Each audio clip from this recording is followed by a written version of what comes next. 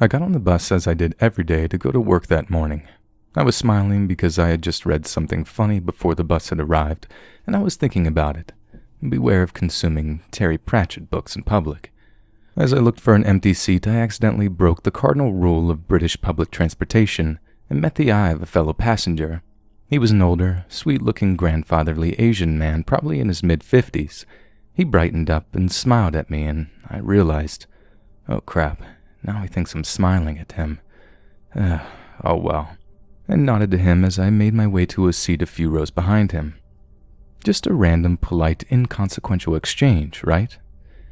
The next day he was on the bus again when I caught it, and patted the empty spot next to him when I got on. I shook my head and went to another empty seat, and after the bus was moving, he got up, and to my horror came and sat next to me. After a few minutes he leaned in and whispered, "You smile so beautiful, like an angel. You should be with the angels." And then he patted my knee kindly. Every day he was on the bus. I tried varying times as much as I could considering I was going to work, but he was always there. I would just stand by the front even if there were seats, and the first note was pushed through my letterbox. "You were watching television with your mother. You're a good daughter. I am right, like an angel." I found footprints in the flower bed under the living room window. From then on, we drew the curtains. The notes kept coming over a period of about 3 months and gradually got worse. "An angel should fly to heaven. You're too good for us. I will make wings for you. You will smile down on me forever." I went to the police and they told me that yes, it all sounded pretty bad, but there was nothing they could do because he'd done nothing physically violent to me. "When he attacks you," they said, "call us." A week later, I opened the door to go to work, and there was a dead white dove on its back with its wings spread on my front doorstep. And another note, "I will give you friends for heaven first. An angel will need messengers." I looked down at the poor dead bird and realized then this wasn't going to stop, and no one would help me. I took the next day off of work, somehow found a new place to move into the next day, and hired a moving truck. I think fear overpowered me that whole night. I drew the curtains, and despite my mother's protests, she was in end-stage cancer and I cared for her. She lived with me as a result. Somehow, I packed the entire house up, including my mom and her cat. I didn't sleep and honestly don't entirely remember that night, but by 9 a.m. when the truck rolled up, everything was ready to get carried out. I had the truck drive us almost 100 miles out of the city and then take a scenic route back to the other side of town. We were in our new place that night. That night, I sat on the stairs and watched the letterbox. I fell asleep there, and when I woke up in the morning, I cried. There was no note on the mat. I caught the bus into work, and to the horror of all the other passengers, I ugly cried. He wasn't there. I never saw him again, but I was on edge till I eventually moved out of the country a few years later, and I haven't gotten on a bus since.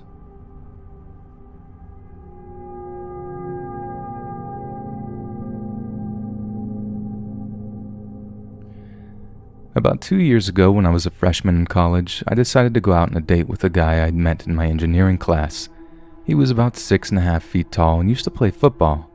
His presence, accompanied by the fact that I was always used to living in a very safe neighborhood growing up, made me confident enough to go out late at night. We went to Olive Garden that night and had a great time. When we finished dinner, it was about midnight and we had to take public transportation to get to the parking lot his car was parked at. He commuted to school and would get his car in the evening. The area wasn't too bad, so I never really expected what came next. While on the train, we noticed that there were very few people, not surprising considering the hour. There was a questionable male sitting in the back of the last car, and a few casual others situated more throughout the front one, maybe 6 of us in the train in total. Paying no mind to the man in the background, James and I elected to sit in the front of the back car. Everything was perfectly fine until the strange man decided to approach us. Thankfully, I ended up on the window side while James took the aisle, but I will never forget what I saw. As someone who was blessed with financial prosperity my whole life, I'd never really seen up close what poverty and poor choices could do to someone. The strange man had layers upon layers of jackets and pants that sagged uncomfortably low. His face looked horrible, He had dark circles and gaunt features that made him look emaciated. His eyes were incredibly bloodshot and looked as if though they'd pop out of his skull at any moment. Then there were his teeth, rotten and occasionally missing. I quickly turned away, not wanting to engage. He never said anything to us, thankfully, but he did march down the aisle and stop at the row of seats James and I were sitting at, only to rummage around in his pants. I'm not really sure what he was doing, and I don't think I want to know. Anyways, the man then returned to his seat in the back, seemingly uninterested at that point. My date and I were beginning to feel pretty uncomfortable, so we got up and decided to move to the front of the car where the more normal people seemed to be. Apparently that wasn't okay because the man immediately noticed us and followed us to the front. At this point, I was squeezing James's arm, silently warning him of what was happening. There wasn't much either of us could do though, so we just sat there with the other passengers and waited for our stop, which was at the end of the line. When the doors opened, James and I considered getting up, but all of us were frozen. This strange man refused to get off the train despite standing closer to the doors. Instead of leaving, he turned to all of us abruptly and came close to each of us, staring us dead in the eye with an intensity that I can only describe as demonic. Minutes passed. It was as if he was looking for a sign of fear in each of us. When none of us budged and kept our cool, he finally exited the train. Everyone let out a sigh of relief, then hopped off. The man was nowhere in sight. What an odd guy, I thought. Thinking that everything was fine, James and I headed to his car, which happened to be at the back of the lot. We jogged because we didn't want to be out with that creep any longer than necessary, and that proved to be wise when the dude came out of nowhere moments later and decided to give chase. James and I then sprinted as fast as we could across the dark parking lot, and that would have been fine if I hadn't, you guessed it, tripped. To get to James's car in the most direct way possible, James and I had to hop over the cement areas with plants that separate the sections of the lot. As a tall guy with a huge stride, he had no problem. As just over a 5-foot person in flip-flops, I managed, but I didn't expect there to be a stone block, those ones that stop you from driving too far forward as well. My right foot landed on the stone block. I felt a sharp pain and fell to the ground, rolling a few times across the uneven, scratchy pavement. Fairly disoriented, I wobbled to my feet and called out to James, who was still sprinting on ahead. Realizing I'd fallen behind and was injured, he rushed back and helped me jog to the car. And while all this was happening, the crazy guy was snapping at our heels. We somehow got to his car in time and locked the doors, and I'm glad we did, because that deterred him enough to give up the chase. When I examined my injuries, it seemed that I'd sprained my ankle and ripped off multiple chunks of flesh from both knees. My lower legs were covered in blood, and I thought I was about to go to the hospital, but I figured it wasn't life-threatening enough to do so.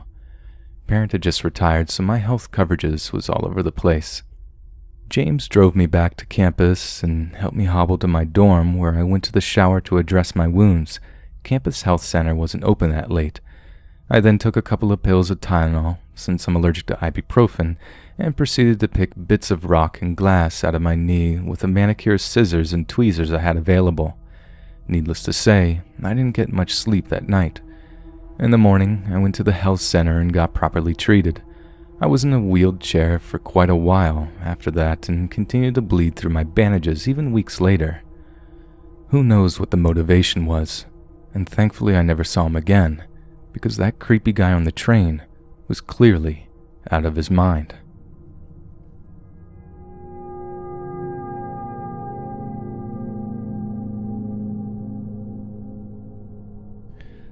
I've had a lot of strange jobs, but one of the most interesting was working for a tax company based out of Texas. I lived in Kentucky, my home state at the time, but because this company contracted out jobs remotely, I was able to make a very good living for performing tasks which were generally very simple.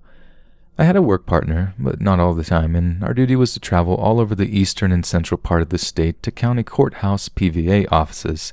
You might not have those, it's a small town thing, and research delinquent property taxes. We were then required to compile a list of properties who had delinquent taxes and submit it to our boss. She was our primary contact in Texas. This part is important because it was the only reason we would sometimes have to deal with hostile people. and the company would then buy the taxes if the property tickled their fancy, and a letter was issued to the owner of the property stating that a certain amount of time to repay the amount. I'm not sure what would happen after that, since that part wasn't my job, but I do know that people immediately assumed, because of lack of knowledge or understanding the laws, this company was going to take their property and throw them out into the streets. Before the company brought the taxes, however, they would send us back a list of the ones they were interested in, and we would then go out to the locations, photograph the property, and then submit all the photos to our Texas contact. This is where things got interesting. It was like the property owners had some kind of psychic intuition about us. They had no idea who we were or when we were coming, since we worked almost on our own schedule. They didn't know what kind of color of car we would be in, yet somehow they would frequently burst out their front doors as we pulled up to shoot photos of the location.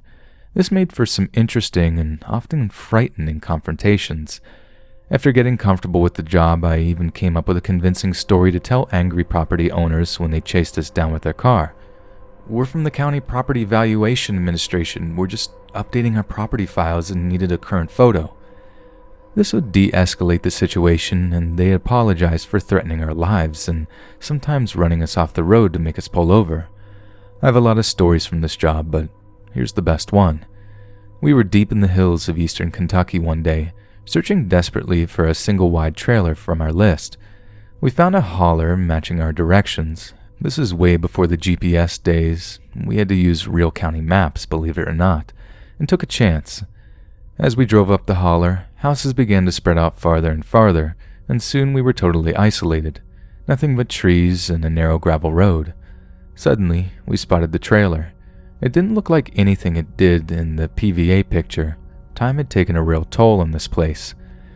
Some of you might understand this depending on where you're from, but around my home state, one grows very accustomed to the look and feel of a potential location for drug manufacturing. I know, that might not make sense, but trust me, we knew immediately that this place was a prime location for a meth lab. We did spot the trailer until we had driven a little ways past it, so we didn't get a great photo on the way in. As usual, we decided to drive on by, turn around, and get the shot on the way back. Apparently, someone saw us on the way in. This was a very rural road, and not even a road at this point since it had turned to gravel a mile or two back. I basically had to turn the car by pulling onto an embankment and doing what felt like a 32-point turn to keep from going off into a ditch. While I was turning, my buddy said, "Hey, look." I looked, and 3 people were walking out of the woods into the road. Just people, no big deal. I had the car straightened out in the road at this point and noticed they had weapons. A young, nasty-looking fellow was holding a baseball bat, of all things. A nasty-looking older fellow had a shovel. Both were shirtless, and then there was a screaming girl. Something clicked in my head. On the drive-in, when the partner snapped the photo, I heard a girl scream. It was an angry scream, but I couldn't make out what was said. I didn't even know where it came from, and I certainly didn't think the scream was directed at us. Apparently it was.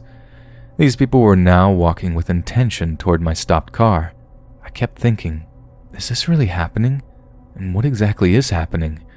My partner was freaking out a little and convinced they were going to attack us. It's hard to explain what was going through my head at this point because I couldn't really believe what I was seeing.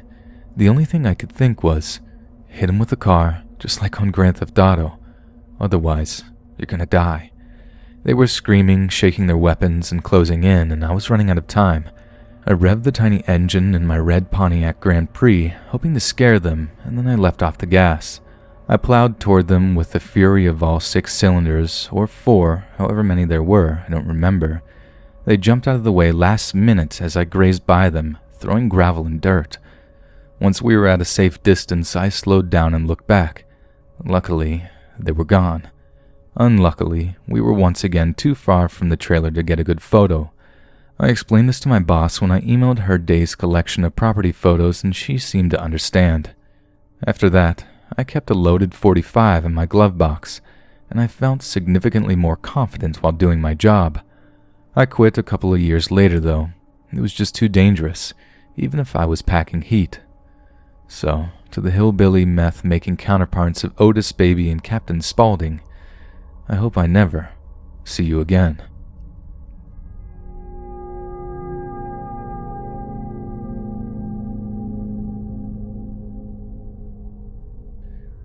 This happened last year during October. To give a bit of context, this story implicates myself and my two best friends, Andrew and Marion. All three of us are males, 18 years of age. All three of us are classmates. Now, at the start of the week, Andrew kept bothering me and Marion about going to a certain party outside of our city, in the town where he lives. Andrew said some guy was throwing a party and that he had bought a lot of food and alcohol and other experimental things, and there would be no need for us to bring anything. It sounded great. Both me and Marion asked who the dude was, and Andrew said it was someone he knew and the situation seemed fine. Next issue would be transportation to said town, but Andrew also assured us that the guy would come pick us up in his car and then deliver us back the next day. Friday rolls around, the day we were supposed to leave, and both me and Marion had partied hard the night before, having slept something like 3 hours. The dude who came to pick us up was apparently a religion teacher in the town Andrew grew up and about whom he had told us a lot of shady stuff. The dude seemed to be in his mid-30s, but was apparently older, which will make sense later. What we knew about him was that he usually did crazy stuff with a lot of young people, like parties and alcohol and stuff, but it just seemed like this guy was trying to relive his youth, so we went along with it. After we all were in his car, he said that if we guessed his age, he'd buy us even more stuff. After a couple more guesses, me and Marion failed to find out his age. Andrew, even though he knew, did not want to tell us. It seemed like a fun game. Then the dude drove us to some place to apparently buy even more stuff. Okay, weird, but not out of place. We ended up on the road. The trip was supposed to be like a couple of hours drive away from the city, but this guy was insane. He sped all the way to there, overtook people on the right, drove on the left lane just so he could scream while seeing the other cars coming straight ahead. It was quite a ride, and both me and Marion were crapping ourselves, wondering if we were ever going to make it to the party. Andrew was somehow not really fazed by all of this since he knew the guy, and apparently this is what he did. What we kept wondering was, where does this dude get money from to buy a couple of young boys alcohol and substances and food? The story seemed like a modern version of Candy in a White Van, so I, from the moment I realized it was the shady teacher Andrew kept telling us stories about, kept watch on him. Marion, even though he shared my concerns at first, started thinking we got the wrong picture and the dude was just really trying to have fun and be young again. During our bumpy ride, I questioned his driving skills at one point. He then proudly pulled up his wallet while driving and gave me his driver's license to prove that he is certified to drive almost every type of vehicle. At that point, I caught a glimpse of his birthday, written on the license, 1975. This guy was 42 years old. Okay, not really weird, but why would he try to hide his age? He had finally gotten to his house, and then he gave us some pizzas that he had bought earlier. I was a bit cautious, since he might have put something in the food, but since he ate from the same pizza, I did and laid low. When I mentioned that I now knew that he was 42, he was visibly disturbed and kept trying to argue that he does look a lot younger. None of us said he looked old, just that we know he is 42. Then he shows us all the alcohol that he had bought for us. His fridge contained the following. The night was really long, so I may not remember everything I saw, but the point is he had a tremendous amount of alcohol. There was around 2 or 3 dozen beers, 4 bottles of wine, a 1.5-liter bottle of Jack Daniels, and a bunch of other whiskeys and bottles of spirits laying around his kitchen. This was weird since we were there for smoking mostly, and we weren't planning on drinking a lot, but he was very keen on us drinking something before we smoked. The plan was that after we arrived and grabbed a bite to eat, he would go pick up one of our classmates, a female, and her brother, who was a little bit older than us, from a nearby village. They were there visiting their grandparents, and we thought it'd be nice for them to join the party. He kept telling us to drink, and then wanted us to stay for a little while before going to pick them up. Then he wanted to not fetch them, and kept saying, "We'll have fun on our own. Why do we need a girl around here?" This was a bit weird, but after a bit of convincing, he left. During this time, I was on high alert, but nothing super weird had happened yet. Sure, the whole experience seemed out of place, but heck, we were young. All 3 of us decided that it was either going to be a crap show and something bad will happen, or we'll just have the night of our lives. Before he left, he said he wanted to give us a tour of the house. It was an old, traditionally decorated house. I live in Romania. As we went through all the rooms, I wanted to check for creepy things or out-of-place doors. In the last room, there was a small door on the wall, and I asked him about it. He just kindly showed me it was a small storage room with barrels of local alcoholic drink. It has about 80% alcohol. When he came back, after about half an hour, we had already drank a few beers. We were quite happy. He kept trying to make us down glasses of Coke and whiskey, and he proposed that if Marion downs his glass, he will down one himself. After a while, I noticed that he kept saying to himself that he shouldn't have drank that much alcohol, but in an unusually angry tone. He seemed to be highly displeased at the fact that he was tipsy. The party kept going on, and then he brought out the smokes. There was so much of it. The three of us usually smoke smaller amounts, but we decided to roll up some fatties. We smoked, and I went straight into the skies. During this time, I only noticed him puffing once or twice. This was a bit weird, but I brushed it off. I was having quite the enjoyable trip. He pulled his phone up and started recording us. That was weird. He wanted to record us while being out of our minds for his Snapchat account. He appears to have a Snapchat, and weird for someone his age, but okay, whatever he tries to keep up with the trends. The only question I was having was, why would he post this on his story since people his age or work-related contacts may see him smoking with a bunch of high schoolers, which doesn't look too good to people? Or who would he want to send it to? Anyway, what really started being weird was that he kept trying to force Andrew and Marion to hit the last one with him more. He kept taking it and pushing it towards them. It didn't seem at all like a friendly gesture, but rather a command or him forcing it on them. Whatever.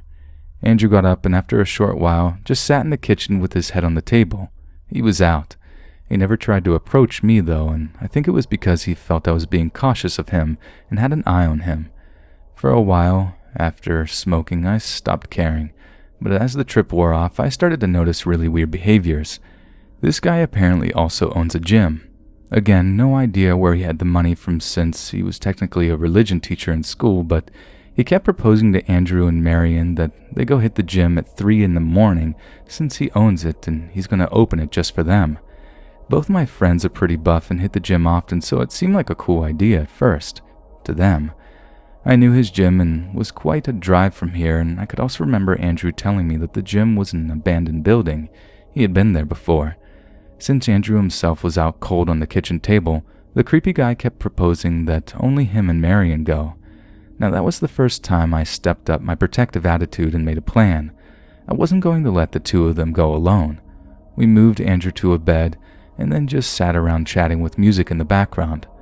One particular thing we noticed is that on several occasions he kept asking Marion if he had any cell signal, which he did. And here's where things got super creepy. Not only did he start mildly touching Marion's shoulder and stuff like that while saying that he looks a lot better than Andrew. At first, we thought it was just gym talk, like dudes always get from other dudes that hit the gym. The sort of, nice pecs bro, but it was just really creepy. Then he started looking at our classmate and kept saying that he'd love to cut her beautiful hair off with a pair of scissors.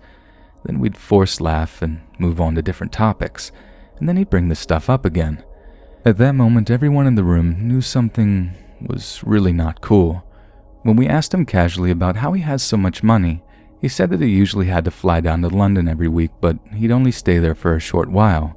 Maybe he owns ladies of the night or little boys, and then he'd laugh.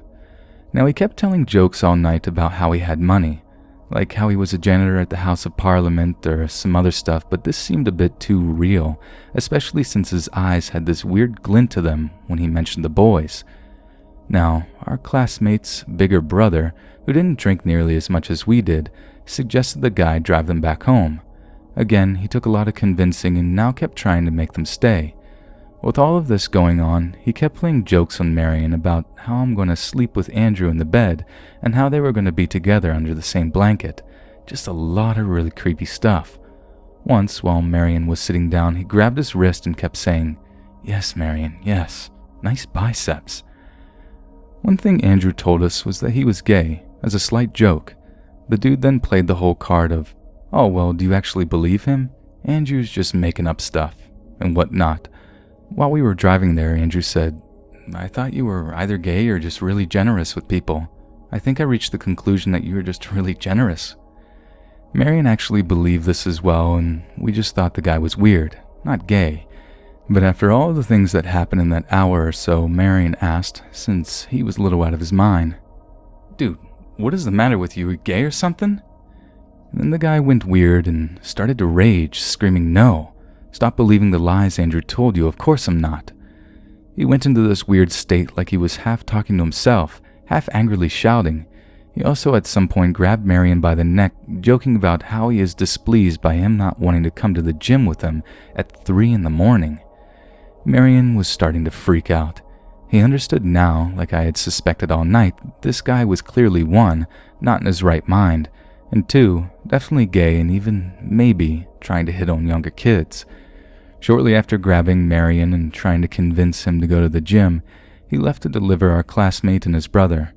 The moment he left, Marion started freaking out. He wanted me to go wake up Andrew so that we 3 could sleep in the same bed and the dude would sleep alone.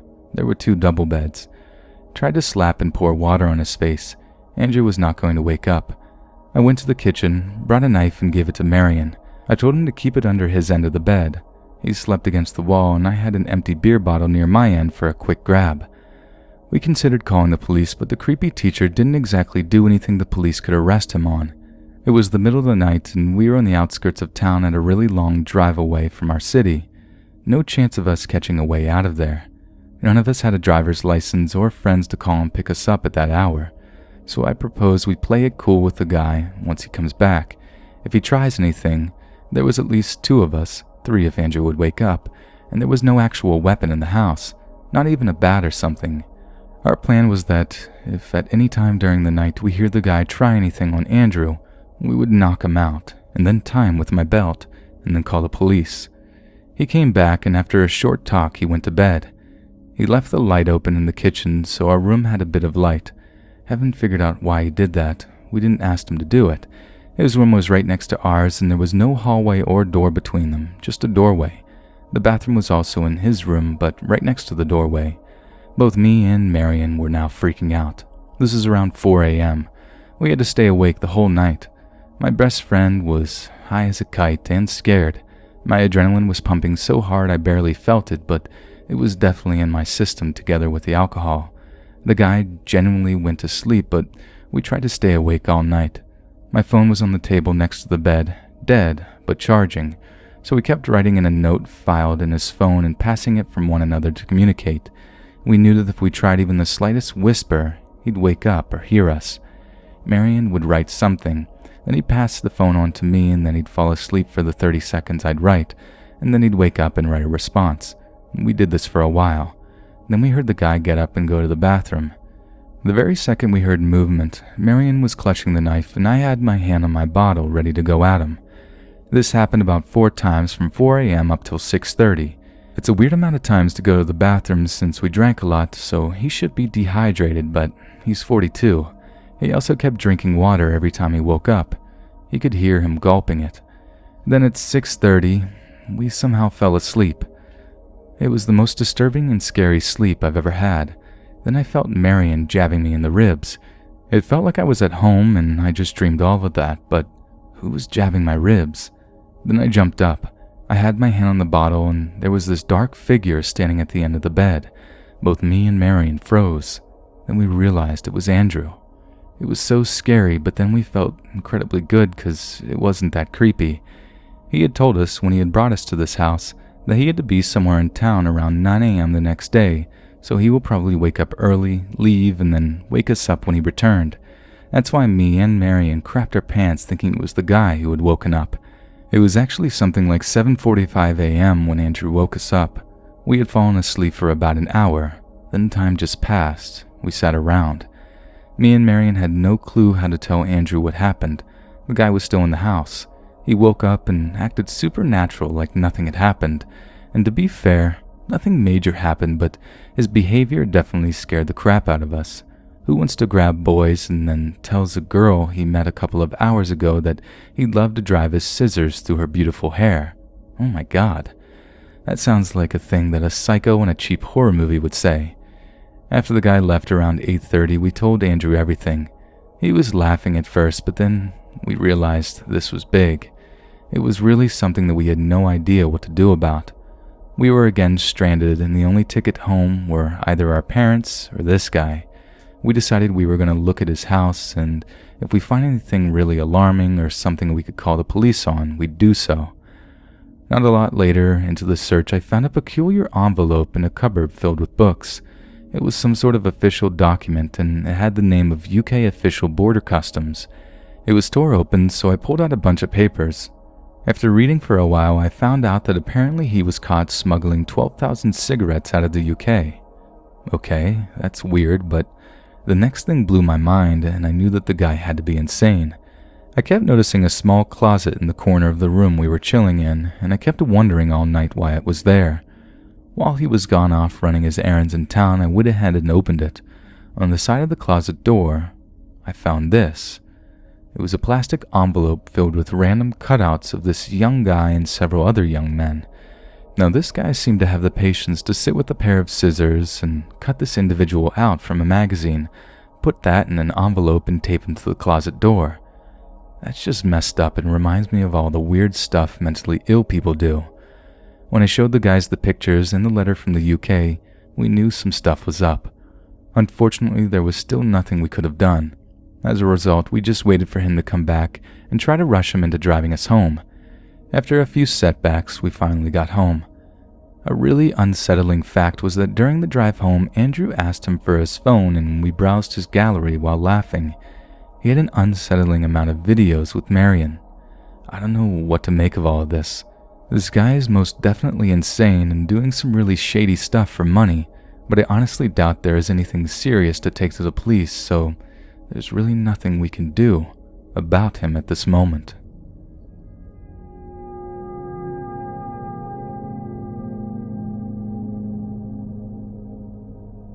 This happened 8 years ago. My family, mom, dad, and 2 younger brothers, live in a very large suburban neighborhood in North Carolina with many other families. It is typically a safe neighborhood, with not much happening in it besides the rambunctious kids that run between the yards of houses, ding-dong ditching the neighbors, etc. Common suburban activity. Me, being in 6th grade at the time, was a part of this group of kids, and my brothers as well as our friends who lived in the neighborhood would usually run into the woods to play tag or head to the large field that was in the middle of the neighborhood. Our summer days were spent going in and out of each other's houses, pretending to camp out in the woods and running around the grassy field. However, I guess the neighborhood wasn't as safe as it appeared to be. One of our neighbors sent an email to other families in our development saying that a compact dark blue car was going in circles around the neighborhood, at times stopping completely or moving slowly down the street, staring at houses. All the families in our neighborhood are very close and we all know each other well. Nobody knew whose car this was. The email continued saying that an older woman with blonde hair was driving the car. We were just told to be on the lookout and let anybody know if we saw any suspicious behavior. This email led to all the parents giving kids the stranger danger talk. If we saw the woman with the blue car, or if she tried to talk to us, we were to run to a neighbor's house. Though this kind of put us on edge, we weren't too worried and we continued spending every day outside playing. We never thought that we would actually see her car, but we did. It was another late summer afternoon. My 2 brothers, a couple neighborhood kids, and I were walking down the street towards the grassy field. Since the field sits on the edge of the main road, there is a line of elevated bushes, trees, and other plants to separate the two. We began playing tag as normal. We ran from one end of the field to the other, think the distance of a football field, and played with a soccer ball.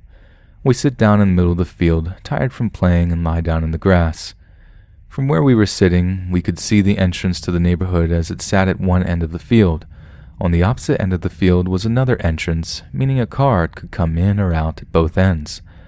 Almost immediately following us sitting down, the dark blue car speeds in the neighborhood. Us being so young, we began panicking quickly, probably just at the sheer thought of potentially being kidnapped. The car began slowly moving towards where we were sitting, and me being the oldest, I told everyone to run into the bushes and trees at the edge of the field to hide. We kind of just forgot about running to a neighbor's house. I remember this moment being so intense, the 6 of us just sprinting towards the bushes as the car got closer to us. We all literally jumped into the bush and immediately lied down on the ground to conceal ourselves. We were dead silent. In retrospect, though, this wouldn't help us. She already knew where we were. We were all panting heavily. We could see the car from where we were sitting, and the woman had stopped in front of the field. She rolled down her window and was looking almost directly at us to where we had run. She began driving again, heading towards the exit of our neighborhood. We all relaxed, knowing that she was leaving, but we were wrong. She left the neighborhood only to re-enter on the opposite side. She was circling the field, leaving us trapped in the middle. She went around the field maybe 10 times, just kept doing circles, staring towards us with her window rolled down. We had no idea what she was doing or planning to do, and we were all terrified. We were actually trapped in the field and none of us had cell phones at the time. Not sure how long we were there for, just waiting for her to leave. My youngest brother began crying. At this point, she called out to us from her window asking why we were hiding. One of the creepiest things I've ever heard. It sent actual shivers up my spine. We knew we had to deviate a plan to get out, or she would just continue circling us. There was about 15 seconds in between her exiting and re-entering the neighborhood, and we knew that was all the time we had to run out of there. As soon as she exited, we sprinted from the bushes and took off towards my house, which was a few houses down from the field. It hurt so much running that fast, panting, and being terrified of what could happen to us. The 6 of us threw ourselves up my front steps and whipped open the front door just as the woman was re-entering the neighborhood. I slammed the door shut and locked it. I'm not sure if she saw us entering the house or if she still thought we were in the bushes. I can't remember if we told her parents or not. We ended up forgetting about the woman and the dark blue car, and I still have no idea what she was doing circling us or what she was planning on doing. Nothing has really happened in the neighborhood since.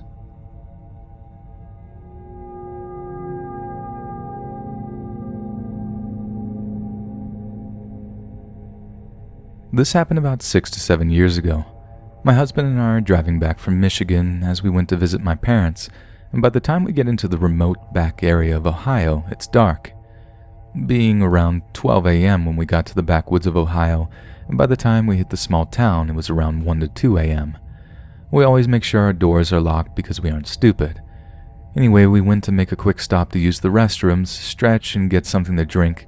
We get back on the road, and we're going along, and we slowed down to a stop for a stop sign, and this woman walks out right in front of us, and I slam on the brakes to keep from hitting her.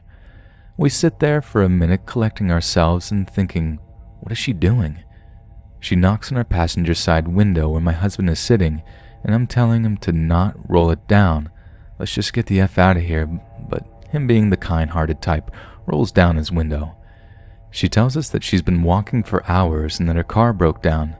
She can't get a hold of her daughter and that she has no money and needs $50 for a cab. He tells her to hold on and rolls up the window, and I'm telling him, no, you've got to be nuts, do not let her in this truck. And he gives me this but she needs help speech. Hate me all you like, but I learned the hard way to never trust people, especially strangers, and I told him I don't care if she's bleeding on the ground, she isn't getting in my truck. He guilts me into letting her in. Now, I'm driving a Ford F-150 and there's only one seat, so we are all crammed, and I ask her where she's going.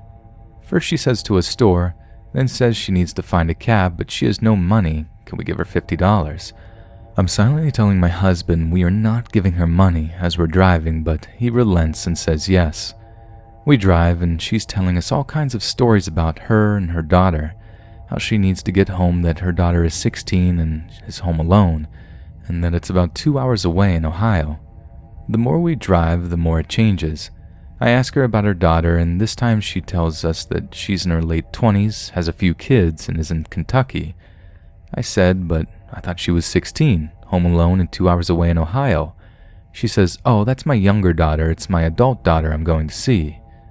Okay, that makes no sense because she said she just came from Kentucky. We find an ATM and thankfully it's broken. We push on to find another, and the more she talks, the weirder she gets. She tries to cozy up to my husband and sweet-talking him, and he is oblivious to women hitting on him, so she moves on to me, and I refuse to accept it by constantly changing the subject. Then it gets stranger. She says, are you two married? We reply yes, and she says, oh, that's good because I would have to call Jesus down to smite you if you two were living in sin. We're both thinking, what is she talking about?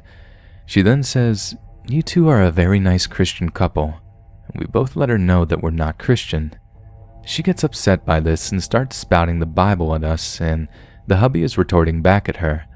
We finally reach another ATM, and this entire time the hubby and I have been communicating through signals that we need to get this nut job out of the car. We pull up and he says, I need to get out of the car to get into the ATM, and she says, just have your wife pull up and use it. He says no one but me uses my card. Then she says, have your wife get out, and he replies her door is broken, only the passenger door works. A lie, of course, but whatever we needed to do to get her out.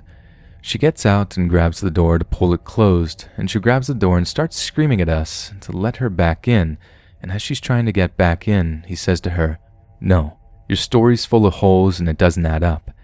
She pulls out this knife, assuming like a switchblade, and the hubby shoves her and I peel out of the bank parking lot with the door still open. He shuts it and locks it. She chases us, screaming that she's going to kill us. I floor it, pushing the gas pedal to the floor, and we're doing like 120, and I don't let up for 4 miles until the hubby is screaming for us to slow down, that I'm going to kill us. I do. I am shaking, partly due to anger, partly due to being freaked out. Thankfully, we made it home safely, but we will never be picking up another person again.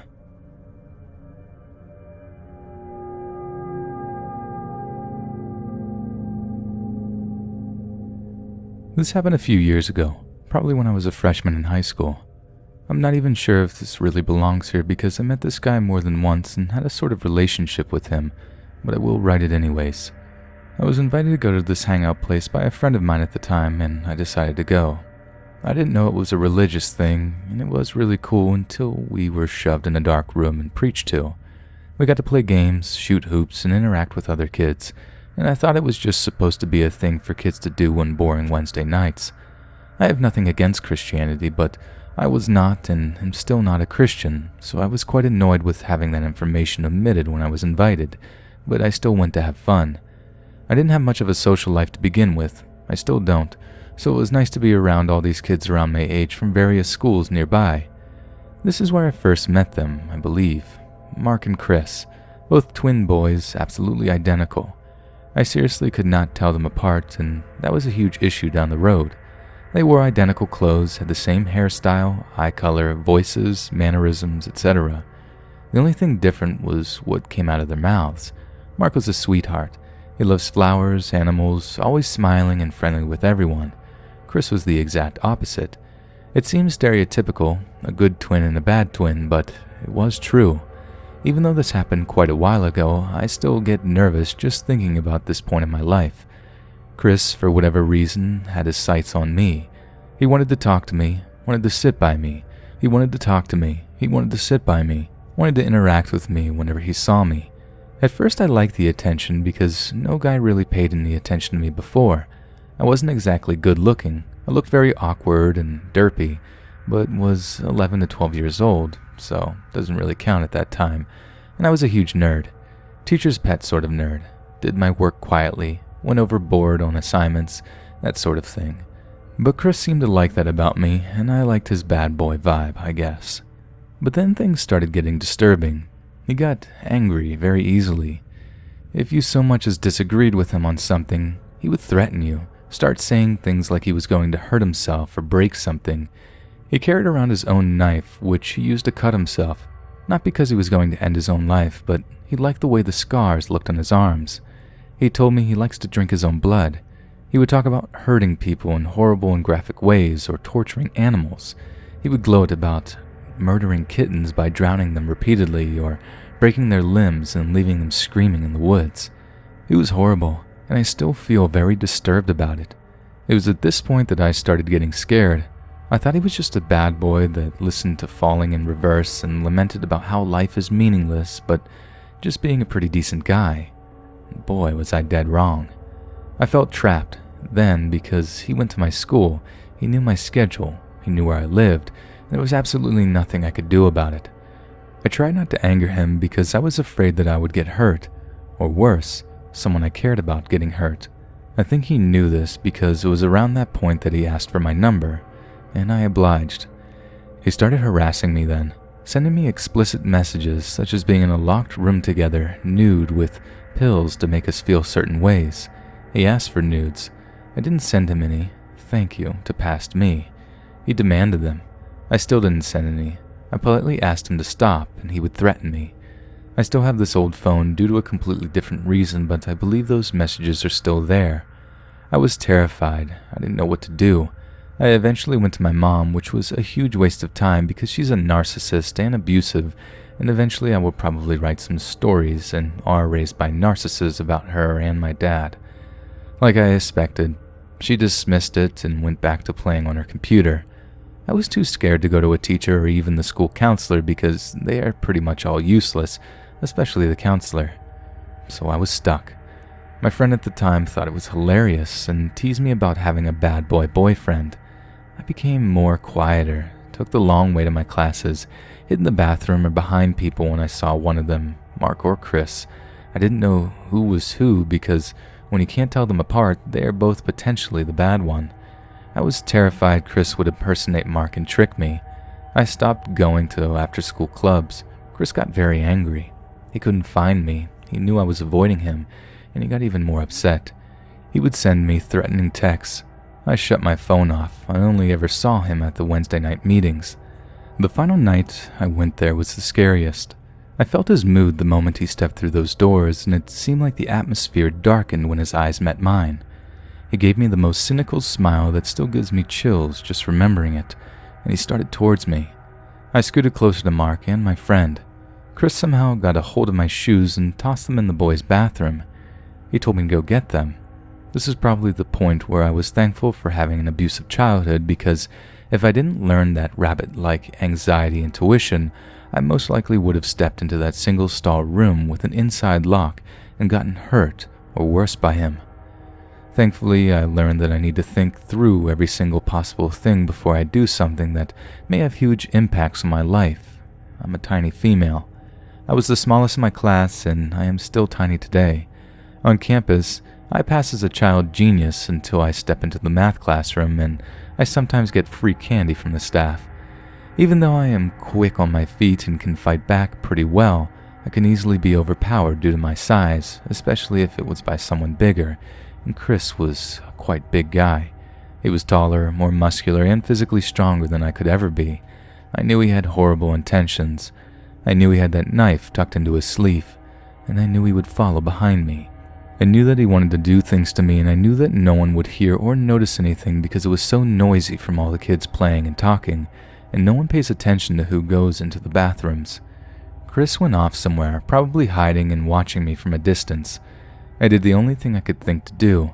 I went to his brother Mark, and he saw I was shaking and on the verge of tears. I told him Chris stole my shoes and tossed them into the bathroom and asked if he could go get them for me. He understood. I never went back to the meeting place again. I saw those two a few times after that, but I avoided them because I didn't know who was who. At one point, Mark came up to me and tried talking to me, but I tried moving away. He became upset and started pleading with me, telling me that I'm the good twin. I apologized and said I didn't know for sure who he was. I've always wondered how many relationships his brother has ruined for him simply because they look alike. Chris saw me a few times. I remember him yelling at me, threatening me, and eventually just disappearing. He and Mark both disappeared. I think they ended up switching schools because Chris did something really awful. I don't know, but I still felt relief. I still have anxiety and paranoia about the entire thing, and I still wonder if Chris knows where I am or what I am doing, or if he plans on finding me eventually and coming after me to finish the job.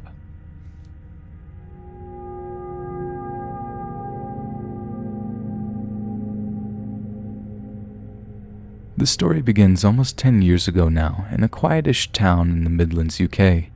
My best friend and I were out for her 19th birthday in one of the town's two clubs. This was known for being the less seedy of the two. My friend Marilyn had been planning this for weeks. She had her sights set on one of the promoters, and it was her mission to seduce him for her birthday. I, however, had no interest in these small-town folk. I was crushing on someone at my university about 30 minutes drive away. Relevant later. Being a 5'3" chubby lass, I didn't really get too much attention unless someone was feeling particularly bold or drunk. Marilyn was off draping over her promoter while I hung around in the smoking area alone, and I was targeted by a bizarre-looking gentleman. He was around 6'5", built like a brick house, and had a real Cro-Magnon look about him. He was slurring his speech a little, so I thought perhaps he was drunk at first. Trying to be polite despite my discomfort with his predatory glare, I engaged in light conversation. His name was Thomas Pence, and he is a farmer from down the way there. His farmhouse is by the post office, and his land is all the fields and woodland behind the town. He's 28 years old. I tell him I'm 18. He's got a cat called Fluffins, and it's black and white. It eats mice. It leaves them on the door. The more I heard him talk, I realized he wasn't drunk, but not very well educated. Not in a judgmental way, but it was clear his speech and general knowledge were lacking. I felt less threatened by this hulk of a man that was looking at me intensely and asked him more about his cat. He was totally fixated on telling me about the cattle slaughters and how blood clots, how the cow's blood rushes out and clots into dinner plate-sized dark jelly clots. Red flag. Real bright red flag right in my face. I say I'm feeling cold and need to go back in to find my friend as it's her birthday and I shouldn't leave her alone. As I move off, he grabs me and sits me into his lap, hard. His enormous hand is wrapped right around my upper arm and I can't really move. I look over at Marilyn with panic on my face, and she gives me double thumbs up and a big smile. She's thinking, hooray, she's pulled. I tell him I have to go to my friend and to please let me go. He looks me dead in the eyes and says, Marilyn is happy for you. Red flag. I never once said her name to him. I haven't seen, heard of, or noticed him until he approached me outside, even though he was a giant. I tell him to let go of me or I'll scream. He squeezed my chest with his free hand and forcibly kissed me before throwing me off his lap. Yuck. I try to disappear into the crowd and circle back around to get Marilyn, who wants to know who he is, whether I got his number, is he nice. So she doesn't know him either, but he knows her name. Is he watching us? Has he been following me? I say no number, no interest, I just want to go home. Marilyn wants 10 minutes to solidify her hookup with Promoter Man, so I tell her to meet me in the ladies and we'll go home from there. Figured that was a safe enough hiding place. Now, Marilyn has done me wrong before with her drunken ways. I had previously been targeted by a man that called himself Rock, and he aggressively pursued me for my number. I gave him a fake one. He found out and Marilyn gave him my real one while I was getting another drink. So when she came into the bathroom and I could see Thomas leering just outside the door, I knew what she had done. Very uncool. It was her birthday and she was so sure she's done me a favor I couldn't crush her lovely evening. I checked my phone and there was one message. Maybe your blood is sweet. XXXX. Maybe my blood is sweet. Maybe my blood is sweet? I decide with Marilyn that our best bet is to leave hastily and get in a taxi. Our original plan was to walk to my mom's about a 30-minute walk away, but that somehow didn't feel safe anymore. He then texts me, Where you go, fug nugget? XXXX. You gone what I do, XX. You can run, but I got you now. I was shook. I couldn't sleep. I felt safe enough with Marilyn, the dog, and being locked in, but I just couldn't rest. I walked the dog. Marilyn went home. I scoped out the road I lived on, and the coast was clear. So I set off to go to my uni house. I make the 30-minute drive in 16 minutes and dash into the house to tell my housemates about this nutter. He then texts me, Where are you going you live in? And then he states the specific district of the town where my mom lives. XXX. Is Fug Nugget your real name? XXX. You should slow down. My female housemate decided it was a good idea to see if he's on Facebook. We searched Thomas Pence and filtered by town, and there he was. Giant-headed, gormless profile picked, nothing set to private. He added 74 women, called Fugnug. I rang Marilyn and she said that she only gave him my first name, which is double-barreled, and he must think that's my full name.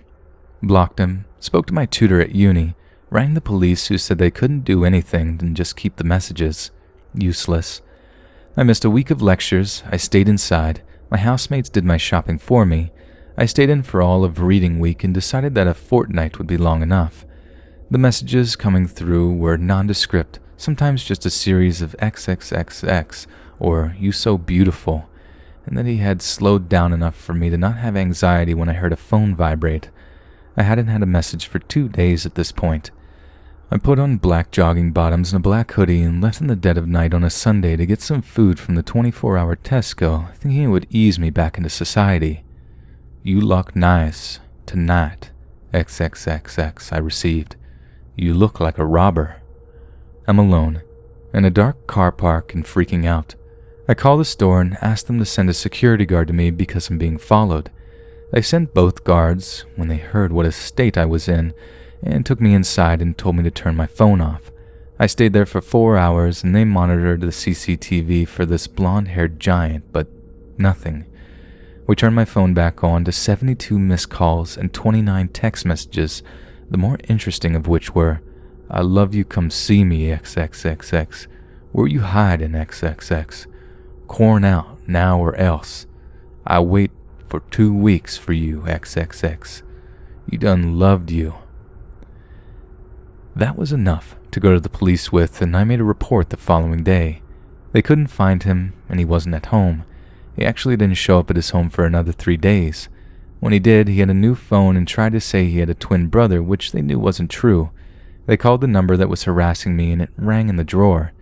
He called me in the moment the police left him to threaten me for breaking his heart, although their visit seemed to have dissuaded him.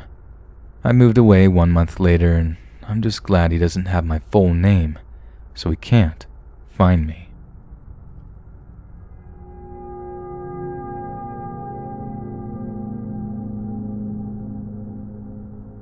Some background to set this up should help. It was about 10 or 11 years ago, shortly after my father had passed and my mother had remarried. My dad was not a great person, and my mother fell into another abusive and controlling marriage after meeting my dirtbag of a stepfather. One of my older sisters, whom I've confirmed this with, had moved back home after getting pregnant and leaving college. This all happened in a relatively short period of time, 3 to 4 years.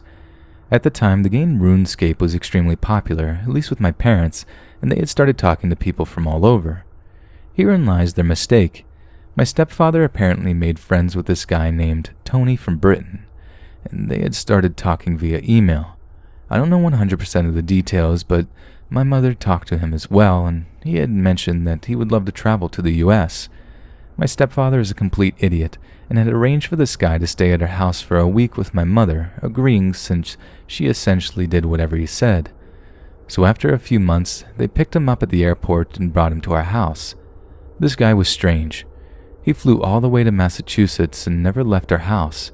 He hung out in the spare bedroom most of the time he was there, and from what I remember, he and my parents didn't really go do anything that a tourist might want to see or do, and they may have gone into Boston one day. He also had a very strange attraction to my sister Kay, the one who had just come back. He kept making comments about how pretty she was and was just generally very awkward around her, to the extent it made most of us uncomfortable. I have 3 other brothers and 3 other sisters, so at the time 6 of us kids were living at home. Overall, the experience of having this guy visit just seemed really weird, but he eventually went home and nothing really came of it. That is, until we tried to come visit again. Now, I'm not entirely sure how the visa process works. I personally have a work visa to go work in Kuwait, but I have never tried to get a travel visa to the US. I live here. What I do know is that if you have a work visa, you have to have a job. That is where Tony messed up, and thankfully he did. I assume he couldn't get another travel visa, so he got a work visa to come visit a second time a few months later. However, he didn't have a job lined up in the US, so when he flew in, he got stopped in customs. Upon questioning him, custom agents got suspicious and started going through his stuff, and that's when he found his diary. In it were detailed plans about how he'd hurt my family and abduct my sister Kay so they could live together and be married. He explained that she would be forced to love him, and he deserved her to love him. During the time he spent at our house, he had details about our patterns and schedules. He scoped out the house and apparently had everything down to the last detail fleshed out. I know all of this because the FBI came and talked to us about him while he was detained in the US. The terrifying part is that this guy was one lazy custom agent away from trying to execute his plan and causing a lot of horror. Thankfully, the agent was doing their job properly, and they found out Tony's intentions.